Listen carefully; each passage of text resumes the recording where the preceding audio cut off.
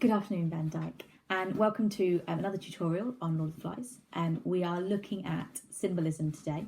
Now, we know that within the novel there are this sort of plethora of sort of symbols and motifs that are used to consider this idea of society and what it means to be human. So I decided today to focus on three of what I'd say are the juggernauts, and I'm going to do them in the order that they're sort of exposed to us in the novel. So to begin with, we get that sort of the meeting of Piggy and Ralph, and that they find that beautiful conch. That sense of communication that comes with it, that sense of value that comes with it. It's a symbol of that sort of idea of communication and democracy, of something that creates hope and comfort in the boys, actually. And I would argue is that sort of very sort of feminine and sort of maternal role actually it plays on the island to a certain extent. And I think we see that from the opening quote, actually, the opening description of it.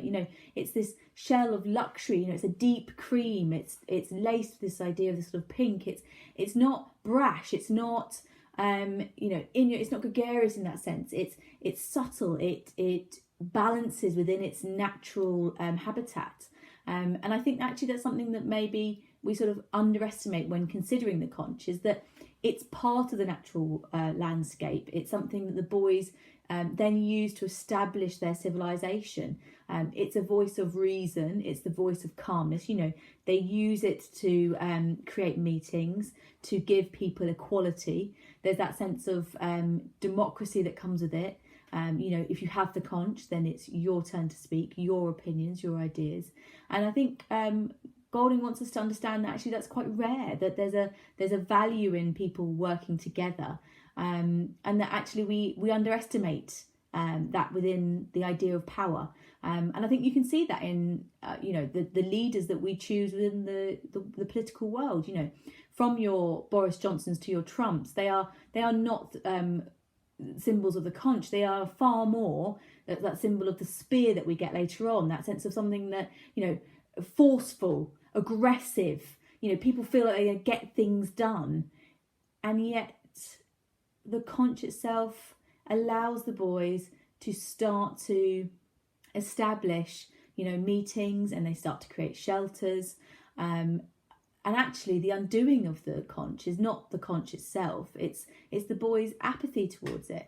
And you can argue that your Jacks and your Rogers, the sort of more spear symbolised leaders of this novel, it's their fault, but actually it's not. It's the fact that others allow for that communication, allow for the conch to lose its value. And we see it subtly happening throughout the novel. It goes from not being relevant on the mountain to people ignoring the fact when Piggy has it, so starting to build these other rules. And so that sense of sort of corruption of that sort of much more sort of calm, organised, very much more sort of that sense of reason that comes with the conch. And so I don't think we can be surprised actually that for all that hope it offers us in the opening chapters, all that sense of excitement, that they are going to create this sort of this world, that just like the adults before they have learned from, that they descend into this madness, and that when the conch is smashed, and I mean this beautiful quote of 1,000 pieces, there's no going back.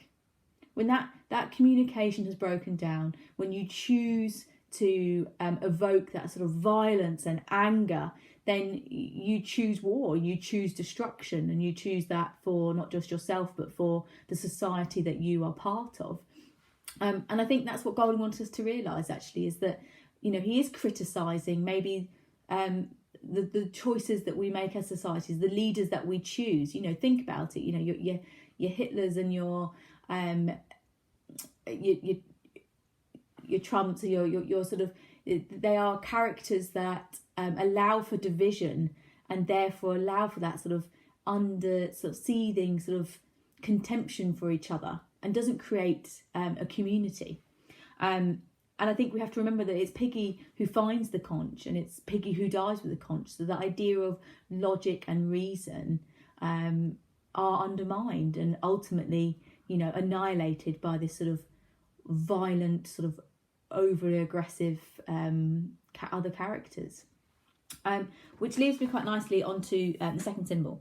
So This one's sort of that it's complicated because it's that duality of it. On one hand, it offers that sense of hope and comfort, and on the other hand, it reinforces that sense of danger and unpredictability within human nature itself. And it is the fire.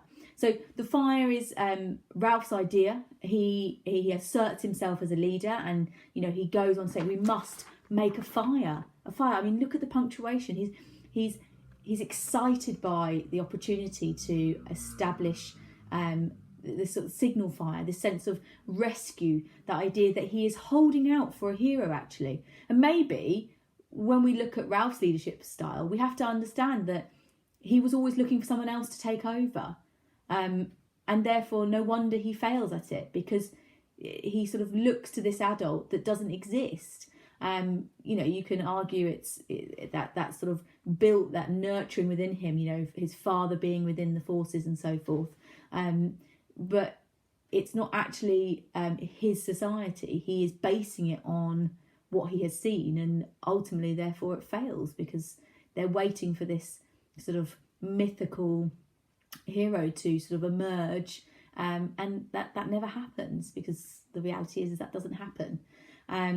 So we get this sort of enthusiasm for the fire, and all the boys run up in chapter 2 to the top of the mountain, and they create this fire, and we very, very quickly see that descend into the sort of the other side of that fire, that sense of its cruelty and its swiftness, actually, which again parallels that sense of sort of mob mentality that you'll see in Mr. Kane's tutorial. That sense of when everyone comes together, it can be teamwork, or it can also be that sense of viciousness and that sense of a lack of responsibility. And we get this beautiful sort of use personification of that it thrusts this sort of savage arm out.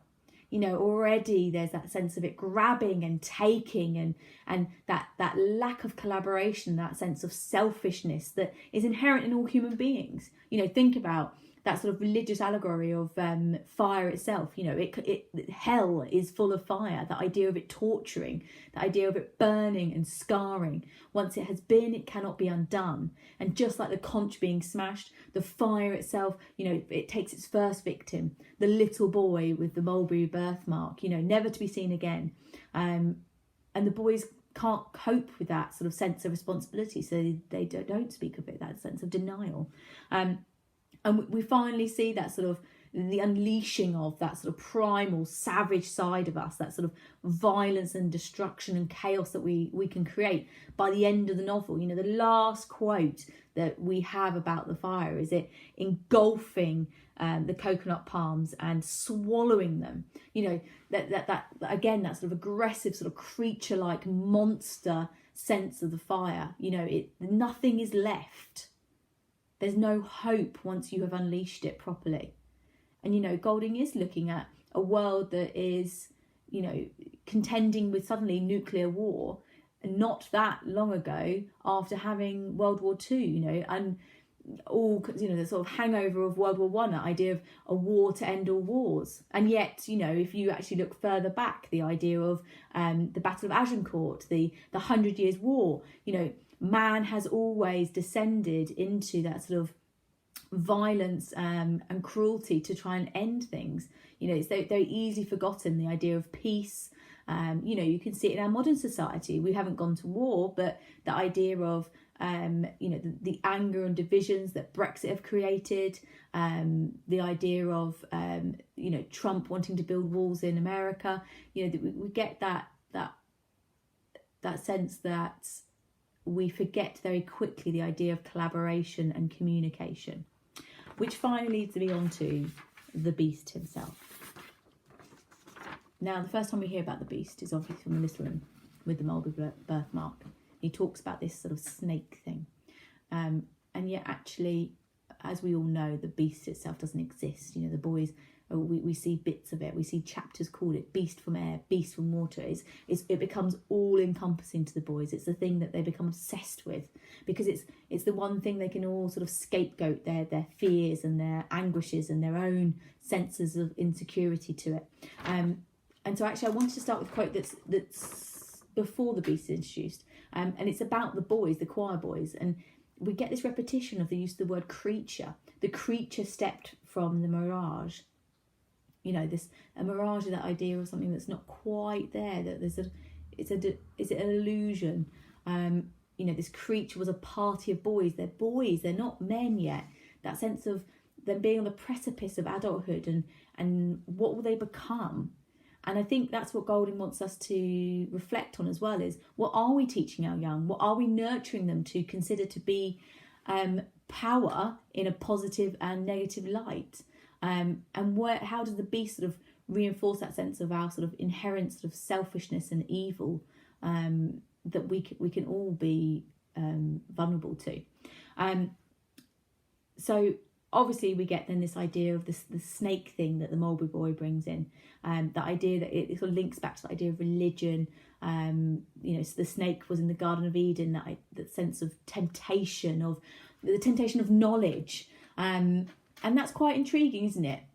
Eve is tempted by the concept of knowledge and not obedience to God himself, and so is obviously with Adam kicked out of the Garden of Eden. So this is the awakening of the boys, this is the enlightenment of them. And actually the reality is that for someone like Ralph, who is excited and sees this as a sort of Robinson Crusoe, that sort of adventurer, it becomes very much that sort of dystopian nightmare, and he realises that there isn't this sort of one way it can turn out, and it's difficult, and human beings are complicated and difficult. And so I think that's when, you know, we also get that the beast becomes for all of them something they can sort of hold on to. You know, you've got Sam and Eric who see the parachutist as the beast. You get obviously the little ones seeing it, this idea of sounds, this idea of it's all this mythology that's built around it and becomes the one thing they can all cling on to sort of to unite them against the beast. We know as well, obviously, that it comes in itself to become the pig's head, that Jack finally kills the pig. He finally throws off the shackles of societal expectations and gives into that sort of primal instinct to kill. And, you know, this idea of Beelzebub, of it being the devil, and only Simon, the one character, realising that maybe this isn't really a beast, maybe it is just us. And his epiphany for knowing this is to be killed. You know, he sacrifices himself trying to tell the others of the reality of the situation, and yet they're in this frenzy. They're already in this sort of this pack, and the voice of Simon is lost to them, considering him to be the beast. So I think we have to, you know, by the end of the novel, this idea of the beast stops becoming so important to Jack and Roger, actually, because they start to want to hunt down Ralph, and suddenly the beast is no longer their intention.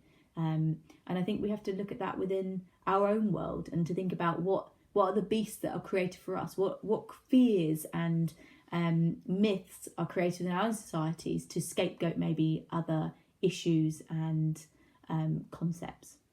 Okay, so obviously there are lots of other symbols that you could be looking at, things like the spear, Piggy's glasses. You might want to look as well at the way that sort of that motif of sort of light and darkness is used to sort of represent that good versus evil, that sort of concept of, you know, when Simon is sort of in the natural world as well. So this is just a starting point. So thank you very much for listening,